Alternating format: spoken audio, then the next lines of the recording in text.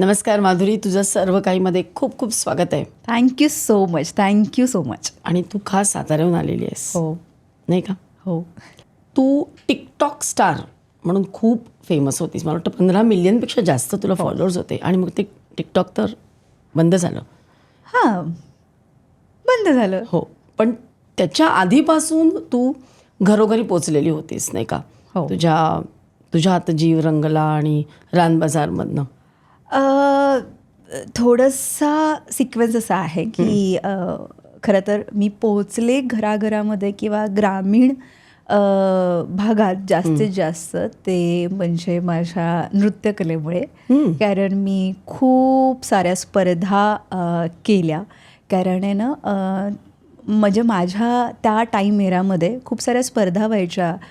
State level व्हायच्या, ग्रामीण लेवलवरती पण व्हायच्या, जिल्हास्तरीय व्हायच्या, महाराष्ट्र इंटर स्टेट पण व्हायच्या. सो मी त्यावेळेस खूप स्पर्धा केल्या आणि खूप सारी बक्षिसं मी मिळवली.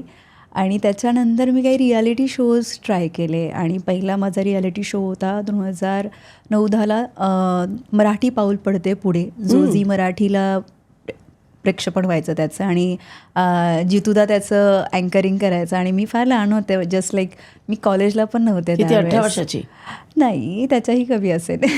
15-16. हां. आणि त्याचा व्हिडिओ मी माझ्या अकाउंटला पोस्ट केलं होतं आत्ता मध्ये. कारण असं झालं होतं की यार, लाईक आता 15 सेकंदाच्या रील्स आणि तुमच्या व्हिडिओ कंटेंटवरती तुम्ही फेमस होता. पण काही लोकांना नव्हतं माहिती की मी तेव्हापासून इंडस्ट्रीशी कनेक्टेड आहे. सो तो माझा पहिला रियालिटी शो जो आम्ही डान्स रियालिटी शो. येस. आणि तो डान्स म्हणू शकत नाही आपण, बिकॉज त्या रियालिटी शोमध्ये पूर्ण भारत सामावलेला होता. हां, कारण त्यामध्ये तुम्ही लोककला परफॉर्म करणारे होते, त्याच्यामध्ये योगासनं करणारे होते, त्यामध्ये ढोलकी वादक होते, त्याच्यामध्ये सिंगर्स होते. प्रत्येक कला जी भारताने सामावलेली आहे ते सगळं त्या रियालिटी शोमध्ये होतं. आणि महत्त्वाचा टास्क हा होता की वेगवेगळ्या फील्डमधून आल्यानंतरही तुम्हाला त्याच्यामध्ये फर्स्ट, सेकंड, थर्ड यायचं होतं. That is a very big competition. And मला असं वाटतं की खूप ब्लेसिंग्स आहेत नटराजाचे आणि प्रेक्षकांचे की आम्ही तो जिंकलो शो. त्यावेळेस तू तेव्हा त्याच्यात आम्ही लोककला सादर केली होती. आणि दुर्गेश नंदिनी आमचा ग्रुप होता जो लोककला फक्त सादर करायचा. आणि सिंगिंगसुद्धा लाईव्ह, वाद्य लाईव्ह. आणि आम्ही 40 जणं स्टेजवरती असायचो आणि पूर्ण तो तामझाम होता. आणि मला सांगायला फार आनंद होतो की तिथे जेव्हा कर्जतमध्ये ND स्टुडिओ आहे आणि तिथे आमचा हा रिहर्सल वगैरे सगळी व्हायची. आणि नितीन चंद्रकांत देसाई ते आता नाही आहेत आपल्यात, पण त्यांनी खूप छान हा कार्यक्रम एक छान महाराष्ट्राला दिला. त्याच्यामुळे लोककला पोचली, खूप चांगल्या पद्धतीने पोचली, इतक्या चांगल्या दर्जात्मक रंगमंचावरून.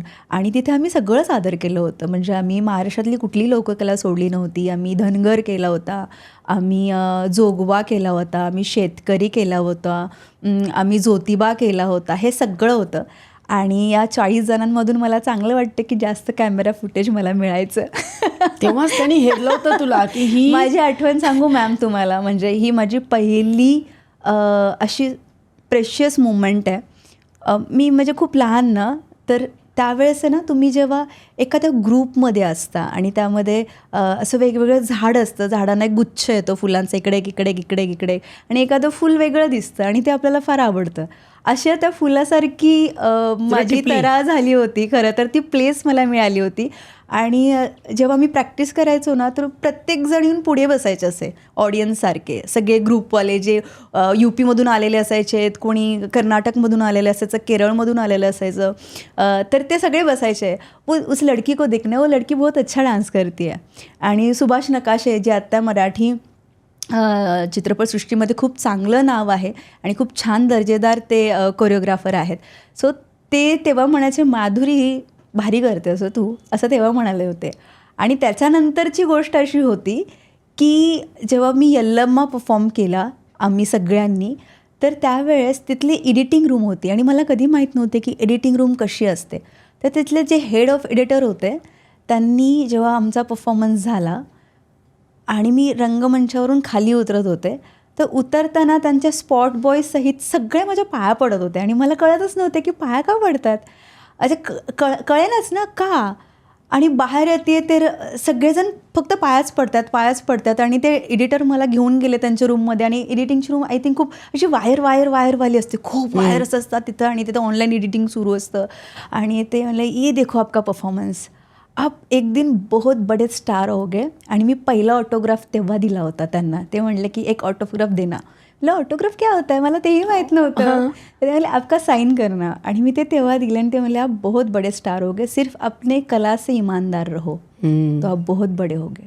तर ती माझी आठवण तिथून खरं तर ते एक वेगळंच वलय तयार झालं कलेमुळे आणि मग पुढे हळूहळू ते सरसावत गेलं.